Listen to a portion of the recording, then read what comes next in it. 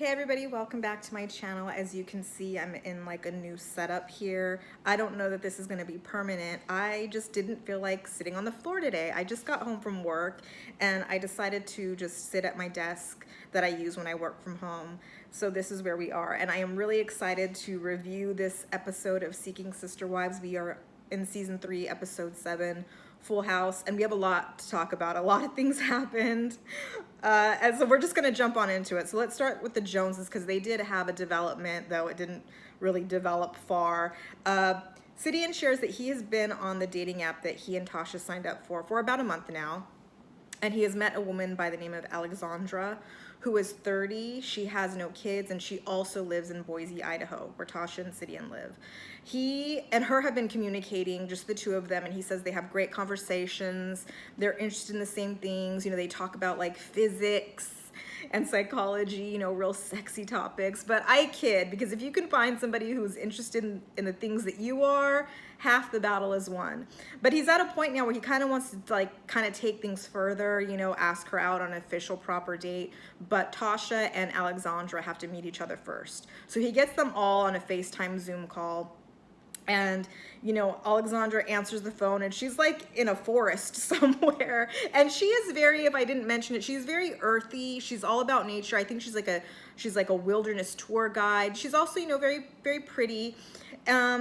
She answers the phone and like, oh, I'm so sorry, you know, I'm here like in the woods. And they're like, oh, no need to apologize. You know, we just wanted you to meet Tasha. And she's like, okay. And the conversation kind of feels like an interview at first because, you know, Tasha wastes no time asking like, so why are you interested in polygamy? Because Alexandra doesn't come from a polygamous background. She's never been in a polygamous relationship. And Alexandra shares like, well, you know, actually, you know, I'm on this trip right now with some girlfriends, but I don't see them as girlfriends. I see them as sisters. And I'm just really interested in sort of like forging more of those like sisterly connections and sisterhood. And I'm like, did that answer the question for you guys? Because it didn't answer it for me. I mean, it answered it for Tasha because I'm thinking like, yeah, I'm all about sisterhood and I love my friends. I'm a girl's girl, but doesn't mean I want to share a man with my best friend. But Tasha's like, oh yes, like absolutely. That's how I feel because Tasha wants like a good best girlfriend that she can commiserate with over the annoying things Sidian does. Is that possible? Do you think to have like a true best friend as a sister wife? I mean, truly, really, I think sister wives can be friendly and get along, but is it in our, I don't know. I'm just thinking. Anyhow, the interview continues with Tasha asking, you know, well, how do you feel about kids? And Alexandra's very honest. She tells him, well, you know, to be honest with you guys, I'm kind of in a place right now where I'm just able to really start taking care of myself. And I'm also really on the go. I travel a lot. You know, I kind of just want to put that out there.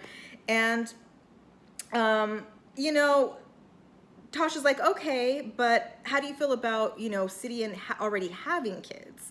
And she's like, oh, well, yeah, that's fine. Like, I'm great with kids. As a matter of fact, I used to be a preschool teacher. And Sidian's like, great, awesome. Like, that is perfect. And I'm like, slow down, Sidian. It's one thing to be great and comfortable around kids. It's another to like want them like as your own, to be responsible for them. She just said she can barely take care of herself. And that is no shade. I've been there. I've been in a place where I'm barely taking care of myself, so I get it. Are we trying to force? This is the thing, you guys.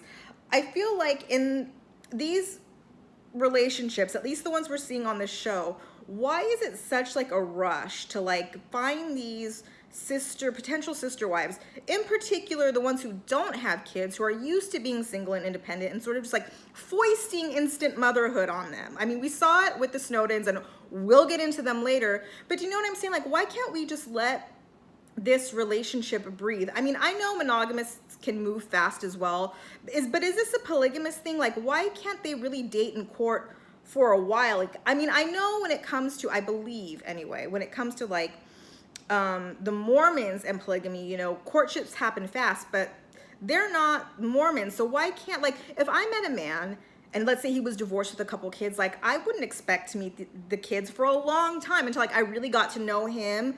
And then after a good long while, I'll meet the kids. And then after a good long while, we can incorporate them more into our life. And then, you know, if things really got serious, we'd get married and then I could be a stepmom and move in. Like, but because later on, I'm kind of maybe getting ahead, you know, the conversation goes well, and Sidian's like, oh, can I mute you really quick? And Alexandra's like, sure. And he mutes her, and he looks at Tasha like, so, you know, should we ask her out on a date? And Tasha's like, yeah, I think you should pursue this. So they unmute her, and Sidian's like, so, you know, would you like to go out on a date with me? And Alexandra's like, sure. You know, and then later on we see Sidian getting ready for the date, and Tasha helping him, like, and she's like, I don't mind helping him. I think it's really cute, him falling in love, and it's not an issue. And they have the conversation again about the concerns they have about Alexandra sort of having this wanderlust and being free, and, you know, is that going to be a good fit for the family? Well, who's to say she wouldn't be a good fit if we just didn't give this relationship room to breathe a little bit? Like, why must she instantly have to like move in and be a stepmom, like, or a sister wife, sister mom? You know what I mean? Like right away, like, why can't we just, is it a polygamous thing? I don't know, but we're gonna see their date next week, so we'll get into it then.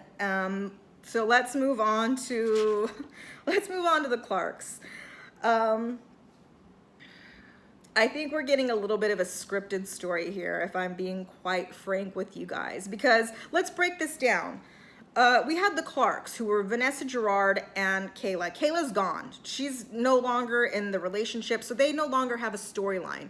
So I don't know if it was the producers that reached out to Gerard, like, hey, can you rustle something up so we can get a little bit more film in the can with you guys? Or if Gerard went to the producers like, hey, you know, don't wrap up just yet on us. I think I can sort of like finagle a little story.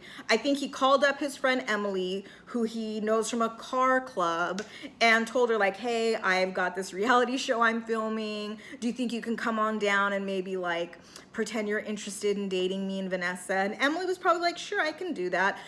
But, you know, I think he laid out kind of a loose script to Emily, like, you know, you be the one to sort of ask me questions and sort of ask me out, kind of pursue me. But as we will see, Emily goes off script, and it throws Gerard for a loop. So let me set the scene. So Emily comes over, she drives on over in her car because it's giving her trouble.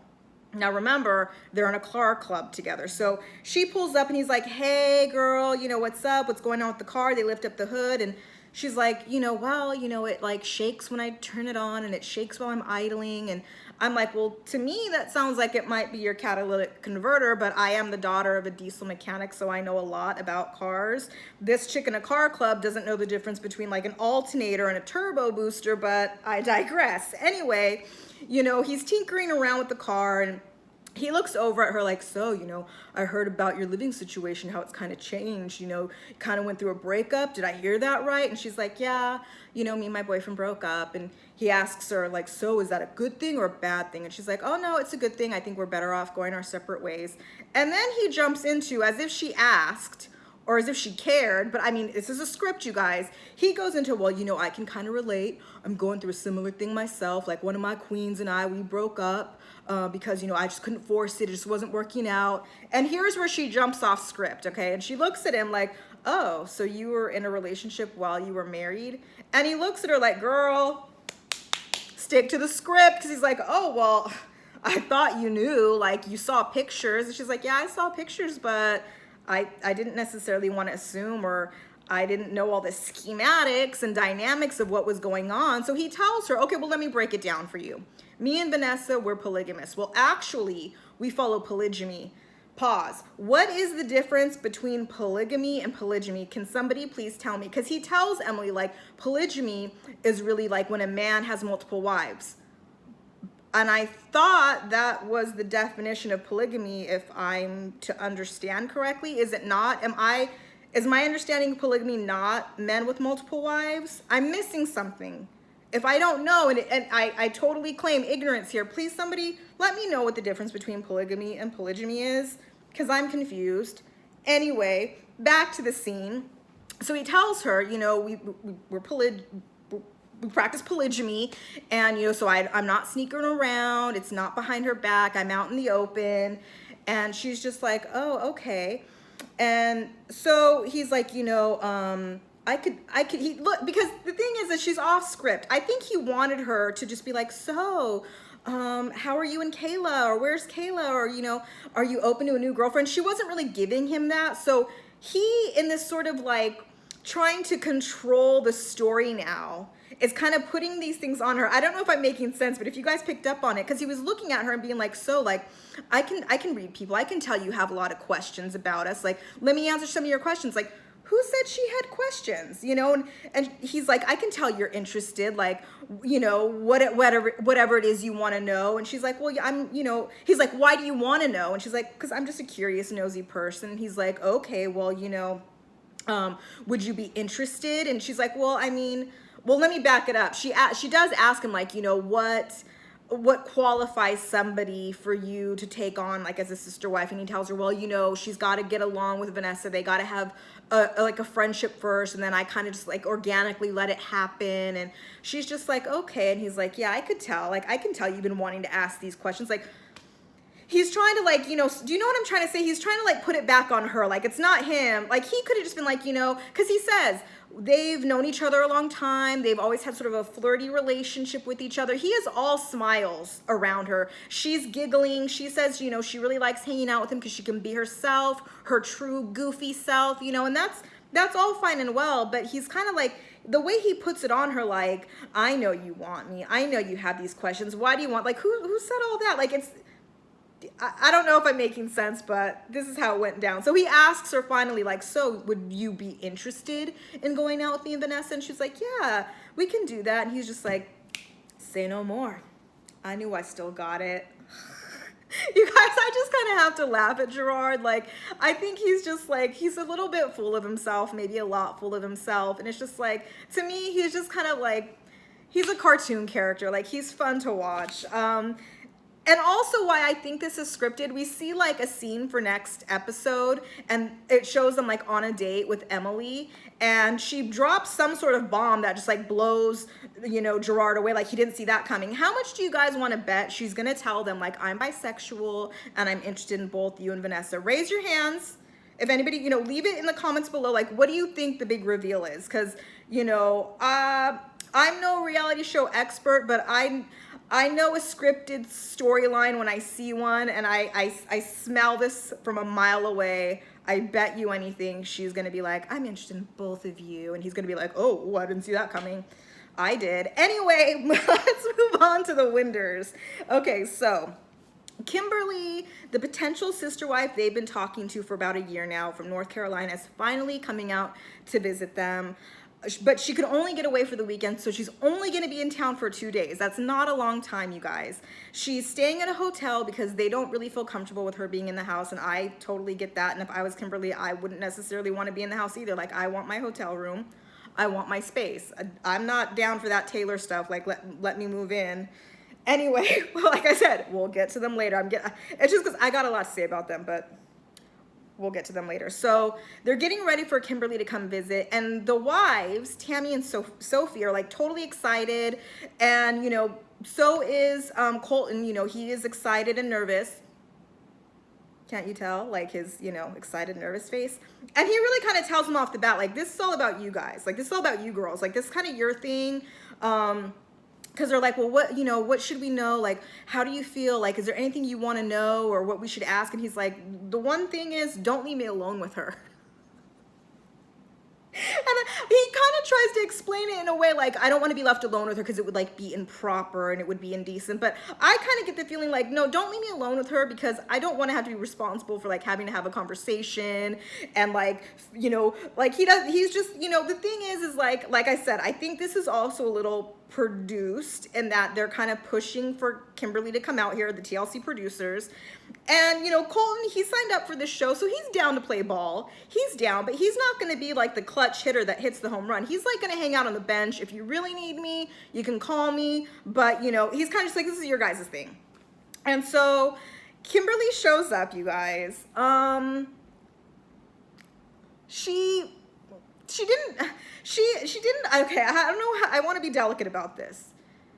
She didn't catfish them. She definitely was the girl in the FaceTime videos. But I feel like when we saw her in those videos, she was very like, she had makeup and her hair was curled. And did she like just get off the plane and go straight to the Winders house? Like, and I'm not trying to, I was just like, this is, and I'm not trying to shade her And it's just like, could you freshen up? I mean, she literally looked like she just got off the plane. And hey, I've been on many a plane ride, many long plane rides. I know she had like a layover somewhere because they called her to check in. But it's like, I've gotten off planes before where I have to be somewhere and I go to like the bathroom and like I freshen. But, you know, if she wants to be herself and just be like, this is who I am, I'm not sending in no representative, then, you know, good for her. Like, be who you are, girl. It's not quite what I was expecting. She shows up to the door, you know, she knocks on the door, and for the first few minutes, it's just, it feels awkward. Like, they don't know what to say, because it's just like, oh, you're here. Oh, hi, good to see you. I'm so excited. Oh my gosh, I can't believe you're here. Yeah, this is crazy. Like, oh my gosh, like, it's so good to see. Like, okay, we got it. You're all happy and excited to see each other. They take it on inside, you know, they sit down and it's just kind of like, oh, look at the baby. Oh, the baby's so cute. And they're just like, you know, looking at each other. And Colton is finally just like, so, where exactly again in North Carolina are you from? Like, we're really grasping at straws for conversation. It's like, it is nothing like any of the other potential. It's not like Alexandra's conversation, even though that might have felt like an interview. It's not like when Taylor and Chrissy came to visit. Like, they're struggling for conversation. So he asks her, like, so, like, what part of, you know, North Carolina are you from? And she's like, oh, east, like way, way east. And you guys, she says like the mountain, like I'm like the mountains. Like, she is a country girl. She's a country girl. She kind of got that twang, you know, oh dear, kind of like, because he asked like, how's the plane ride? And she's like, oh good Lord, like, I don't think she likes flying. It wasn't a good experience. She's like ready just to move here so she doesn't have to get back on a plane. She does seem very sweet, you guys. She says, you know, she's just really drawn to polygamy because she just loves the sisterhood. She has 3 sisters and, you know, it just seems like very idyllic to her. So the sister wives, Tammy and Sophie, tell her like, well, you know, Colton's got to go to work, so it's just going to kind of be a girls' day to start with, and then he'll come back and we'll have dinner and kind of all commiserate together. And she's like, okay, that sounds good to me. And then you guys, Tammy and Sophie put together like a gift basket. And earlier, like in the segment, they were like talking about, oh, let's put a gift basket together. And I thought like, oh, that is such a cute, sweet idea. I love that. Until I saw the gift basket. Like, what the fuck was up with that gift basket, you guys? First of all, they buy her like giant bottles of shampoo and conditioner, and they tell her like, so she can use it generously. I'm like, I see like a toothbrush there, like some coffee creamer, like the most randomest of things thrown in this basket to top it off with like a thing of bananas, like 6 bananas. And I'm like, what is she gonna do with all those bananas? She's only here for 2 days. Is she gonna like take them back with her to North Carolina? Like, I love the idea, but like, you know, couldn't they have just like gone to like Walgreens, I don't know, picked up some like nice lotions and scented lavender lotion that's very calming, I don't know, some herbal tea that keeps, like she could take that back with her on the plane, a mug, maybe one of those cute little like terry cloth spa headbands. Like, what is with this toothbrush and some coffee creamer? I was just like, get that. I just the thought, it was, you know, it's a thought that counts, but I'm like, that basket was killing me. Anyway, so, you know, Colton takes off. She's like, thank you for the basket. And that's kind of where we leave it with them. I guess we're going to see what happens next week. You know, she's only in town for 2 days. I don't know that that's really long enough to get a real good sense if you can have a connection. But I think we already all know there's no connection. Like, you know, Colton is not feeling her. And they ask her, the producers like pull her aside first. And they ask her like, oh, what do you think of Colton? And she's like, yeah, he's very presentable. I don't know what that exactly means. But then she says, yeah, he's just so nice. Like, I just love the way he can like hold a great conversation. And I'm like, did I miss the conversation? Where was the great conversation? Was it edited out? Like, what Colton did she meet? Then the producers like pulled Colton aside, like, so like, what do you think? Are you attracted to her? And, you know, I will say that Colton is a gentleman in this instance because he says what he should say, you know, like it's a little too soon for that. And he feels, you know, attraction is deeper than, you know, just the physical appearance. But yes, she is beautiful. And I thought, you know, good answer, Colton, good answer. So we'll see what happens with them next week. I don't think it's a match, but you know, hey, it makes for good TV. Moving on to the Snowdens, you guys. Because we didn't get the Merrifields, unfortunately, or it's actually good. I could use a break from them. So let's talk about the Snowdens. And this is going to be, I'm going to try to not talk too long about them. But if you watched my last review, I mentioned that I was gonna make like a separate video to kind of talk about what's going on with them outside of the show, all the drama surrounding them. But I'm sure you guys all know what's going on. Most of you, if not all of you, there's a ton of videos. You can, you know, search it out, find out. But let me talk about sort of what happened in the episode, and then I can give you my thoughts afterwards about what's happening outside of the show. And, you know, if by some chance you don't know what's going on and you don't want it spoiled, you can turn the video off. You know, if you're triggered by talk of, you know, abuse and such, you can sign off. But let me get to the episode. So, you know, their segment starts with like the black screen and the writing that, you know, shortly after Chrissy arrived, you know, LA was on lockdown. There was like stay-at-home orders. Everything was shut down. The crew was sent home. So it was like them, the Snowdens, just like filming themselves on their like camera phones. And, you know, it brought back memories. Those first few like shots they were showing, like Taylor kind of doing like exercises, ballet with the kids, you know, all the women like drinking wine and putting on silly glasses. We see like Chrissy like cooking, and we know Chrissy doesn't cook. And, you know, we get this like really gratuitous ass shot of Taylor like washing the car. Not necessary, Dimitri, not necessary TLC to have to like put that on there. Like I'm not like a prude, but I really don't need to be all up in Taylor's ass. Literally, but I digress. So we're getting all these shots of like, you know, it brought back memories. It's only been a year, but if you guys think back to that first month of quarantine, like everything was so unprecedented. We were all home. I was home. At the time I was staying with my mom, so it was just her and I, and we were trying new recipes. I like did a deep clean of our refrigerator and freezer, like, you know, these chores that you don't have time to do, but now you have all this time. And I was doing like Zoom workouts with my friend, like over the computer. Like it was a crazy time, and it just brought back those memories. But, you know, it's all fun and games until, you know, two sister wives can't get along. And that's basically what happens. I mean, in a nutshell, what we learn is that Taylor and Ashley were just constantly butting heads. They weren't getting along. Chrissy said there was always like a fight. There was always tension. It was always just like uncomfortable. On top of, you know, Dimitri, I don't know what he does for work. I think he's like, he's some type of consultant, I think. And he said that, you know, he lost all his clients. He basically lost his business. So he had to start taking like odd jobs, like delivery services, which is fine. I mean, it affected a lot of people. I mean, a lot of people lost their jobs. A lot of people just had to scramble and just do what they had to do. It was tough for everybody. He said that he and Taylor were mainly doing the grocery delivery service while Ashley and Chrissy stayed at home and took care of the kids. It was just, you know, it's a lot. You got 4 adults who barely know each other, living together, quarantining in this house. They can't really leave. There's nowhere to go. There's no escape really. And it's a lot. Like, and I mean, I don't even know if okay, let me just, what we saw in the show. So tensions are high. You know, we learned that Taylor kind of starts sort of shutting herself off from the rest of the family. Like she'll go to her room, lock her door, and they can't really reach her, you know. And Ashley knows that it was going to be a transition from like being single to instant motherhood, and they were prepared to give her room to stretch and grow. But I mean, it's not really happening that way. And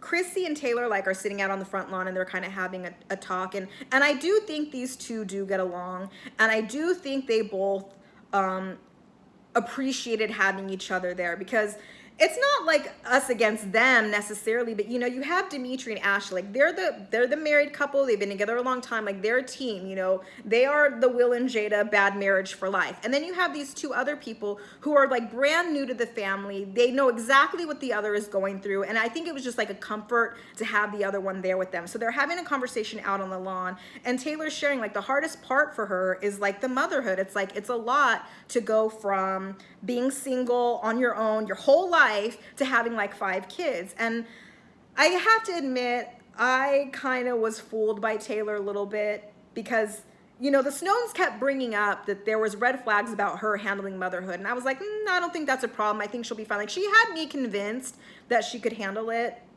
and she can't, and that's no slight to her, because I couldn't either. I don't have kids because I'm a very selfish person. Like, I have nieces and nephews that I love dearly, and I can take them for the weekend, but I'm pretty much at max when it comes to like 3 days, 2 nights, and I'm like, you got to come pick up your kids, because I need my wine, I need my adult television, I need my silence. Like, I admit that, and I know that when you have kids, your time is not your own anymore. Sometimes, yeah, you want to lock yourself in a room and just like let them scream it out. Like, I know, I've witnessed it, so I totally get where she's coming from. Like, if I were Taylor, I would have known I couldn't have handled that, but maybe she really thought she could. If you'll allow me to kind of give my perspective, I think that Taylor saw the Snowdens on TV, thought they were an attractive couple, appreciated, drawn to their philosophy on life. I think maybe she wanted to come to LA, maybe she wanted to be on TV, maybe grow her business a little bit. I mean, let's keep it real now. These shows, these reality shows, can be platforms for people. I think she was attracted to Dimitri, and I think she thought she could handle it for as long as she could until she couldn't, and that wasn't very long. I think she maybe was with them for a couple months. Dimitri shares that at some point they all got on that alkaline cleanse and they all became intimate, you know, with Dimitri, and you know, it just became too much for her, and I understand. So she told the family that she was going to go visit her mom in Houston, and then she just like never came back. So 6 weeks later, you know, Taylor Chrissy nor Ashley have talked to Taylor, so Dimitri's finally like, I'm gonna reach out to her and kind of see what's going on, see when she's coming back, because he knows, like, you know, Taylor told him she wants to go see her mom, but he feels like that's not really the true story. But you know, he was just gonna let her take some space, but now, you know, he gave her an inch and she took a mile all the way to Houston. And so he gets her on like FaceTime Zoom call, like, hey babe, how's it going? And she's like, I'm good, you know, how are you? And he's like, I'm good. And he's just like, so when are you coming back? And she kind of hems and haws a little bit, like, well, you know, like, business is really picking up for me. I guess she's like a henna tattooist. And she says, like, she's got all these clients coming back. And I'm like, but didn't you used to live in Atlanta? You're in Houston. Like, what clients are coming back to you? And also, this is still really early on during the pandemic. Are you just doing, like, are you going to people's houses? I mean, I don't imagine you have a shop. Like, lots of things were closed down. So I don't know how truthful. I mean, maybe there's some truth there, but you know, she's kind of, her not coming back at first, she's putting on business. Like, you know, business is great, business is booming, I can't see myself stopping this flow. And it's like, okay, I mean, you can't argue that. But then she kind of comes around, like, you know, and to be honest, like, I'm just at peace right now. Like, things are just like tranquil, there's no like tension, and I'm really happy, like, where I am. Like, how do you guys feel? Like, are you guys at peace? Because I think, you know, what she's trying to say is, without saying it, is that, you know, it was crazy in the house. There were problems in the house. It was, you know, craziness. And now that I'm gone, isn't it better? Like, because it's better for me. And he kind of is like, yeah, I mean, when you were here, things were hectic and they weren't so sexy. And she's like, yeah, like, I just feel like I'm better off here. It's a breakup, you guys. She's breaking up with him, and there's nothing you can do about it. When somebody's like, I'm done, I'm over it, like, you gotta let them be done and let them go. So he's like, okay. He kind of feels bad, like, he wishes she would have had a conversation with him, told him how she was feeling. Maybe he could have fixed it. I don't think there was any fixing it, because I don't know that Taylor was necessarily in it for the long haul. And in this instance, and I know we'll get into more later, but in this instance, it's not just the Snowdens. I think Taylor jumped into this too fast as well, for whatever reasons, whether she wanted to stay in LA, be on TV, was really just dying to, like, you know, get that peen from Dimitri. She has her reasons, but she jumped into it fast too. I mean, I can't blame the Snowdens, and, you know, because like what I was saying with the Joneses and them kind of like sort of wanting Alexandra sort of like jump into their family right away, you know, I don't know that the Snowdens were necessarily asking that of Taylor, but she volunteered, like, I want to move in right now. And the Snowdens feel like, it wasn't the wrong decision to do that, because they felt at the time like it was worth taking the risk and they had hopes that it would work out. So he just asks Taylor, like, okay, well, you have some stuff here. What do you want me to do with it? And she's just like, pack it up and ship it. Like, no big deal. And he's like, okay. So he hangs up with her, and he knows he has to go talk to Chrissy and Ashley and let them know what happens. And he kind of feels bad because, this breakup was just between like he and Taylor. And I'm like, well, I mean, I guess she's breaking up with the family, but I mean, because he's like, he says like, I need to know that Chrissy and Taylor are all right with it. Well, they have to be. Like, Taylor's done. Nobody has a choice. Like, I don't know, be all right that he did it without them there. Well, it just happened. He didn't know that he was going to get broken up with. So he pulls him outside and basically gives him the rundown. Like, I called her. She said business is great. And also she's just happier there. She wants to stay. I don't think the women are surprised. I think Chrissy's a little sad because I think, like I said, I think she liked having Taylor there as sort of like, sort of like a comrade in arms, like we're doing this together. But she knows, like she says, like, after Taylor left, things really calmed down in the house. And she says, like, Taylor required a lot of attention, specifically from Dimitri, so much so that like Ashley and Chrissy weren't really getting a lot of time with Dimitri. So she says, things are better without her here, but I'm gonna miss her. It's not that I don't like her, but I just don't think she's really into polygamy. I don't think this is the right setting for her where she really wants to be. And Ashley like agrees, like, yeah, I mean, she's used to being single and independent, and that's well and good and all, but I mean, what we have going on here, it's not a fit, but I think everybody's gonna be happier in the long run.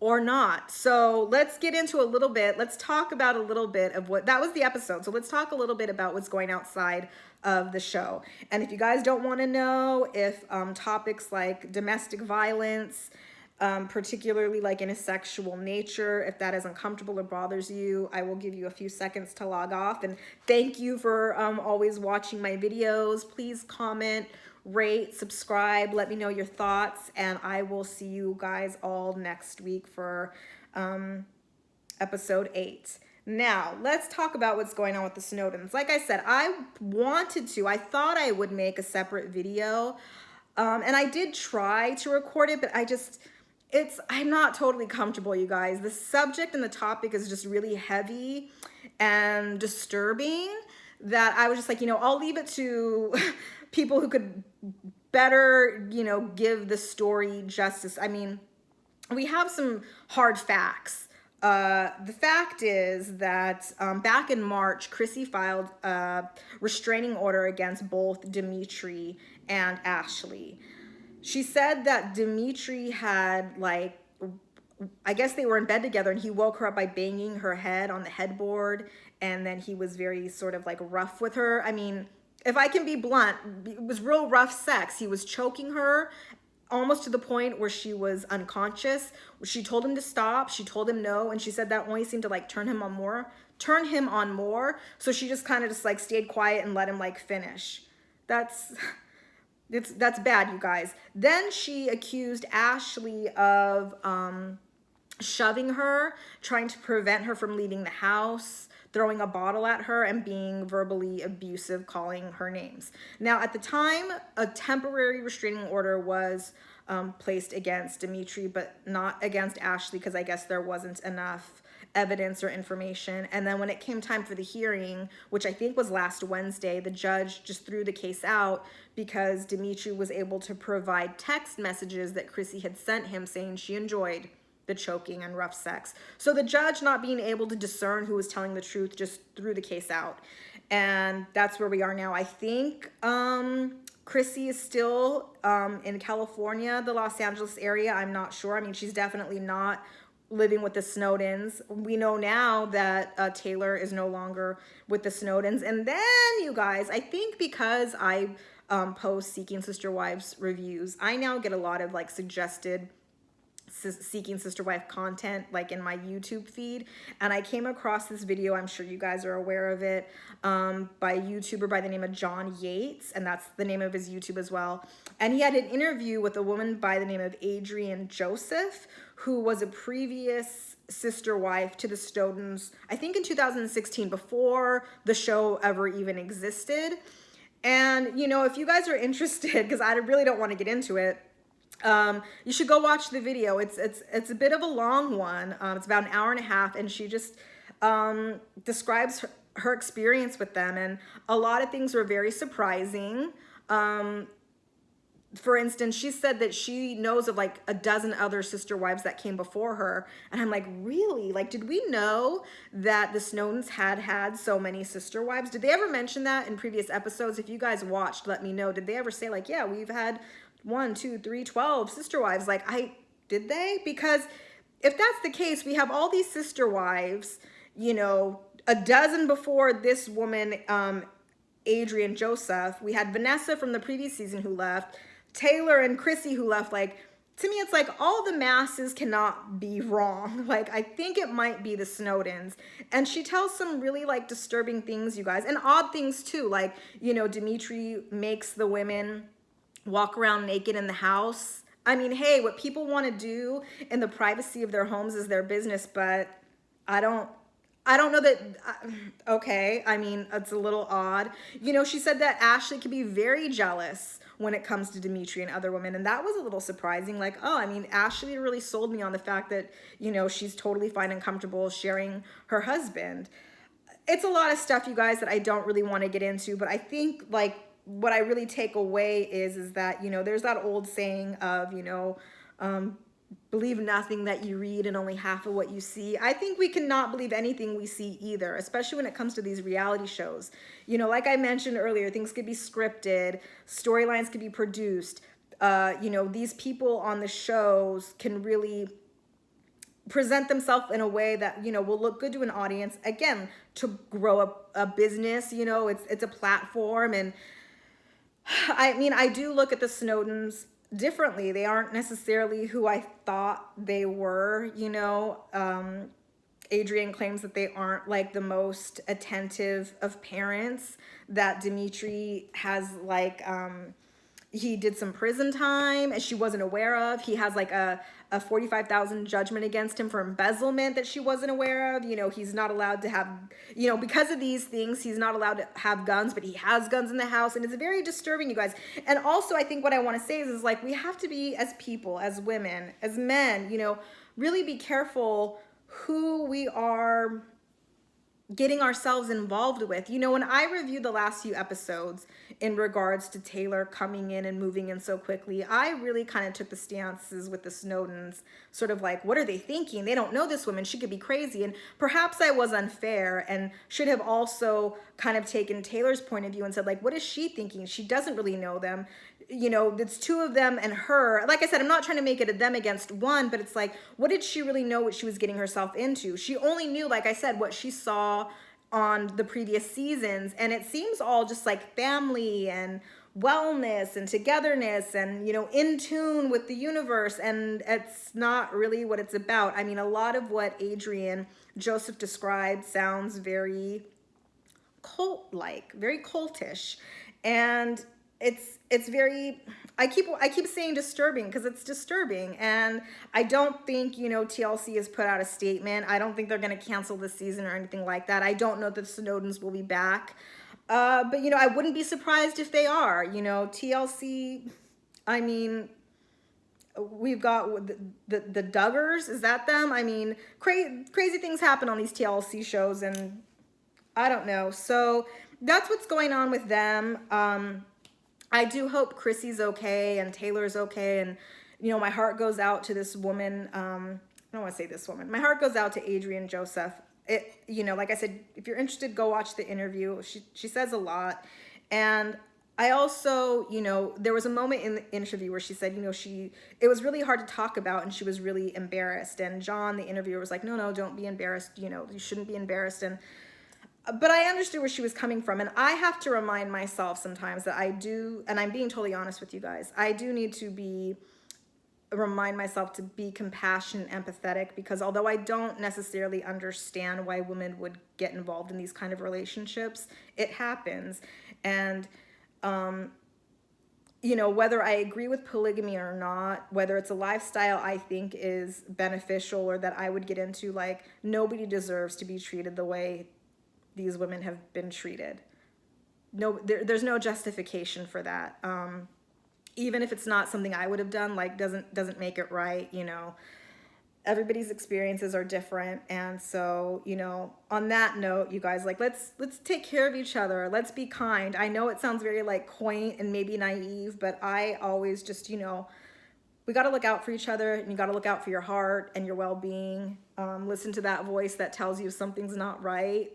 Listen to it. It's there for a reason. If it's telling you run, get out of here, run and get out of there. You know, trust your instinct, trust your intuition, take care of each other. And, you know, I wasn't really trying to end on that note, and I'm way long, but I thank you guys for, you know, always watching my videos. If you have comments, you know, please be kind, be respectful, and, you know, take care of yourself, you guys. And I will see you next time. Bye.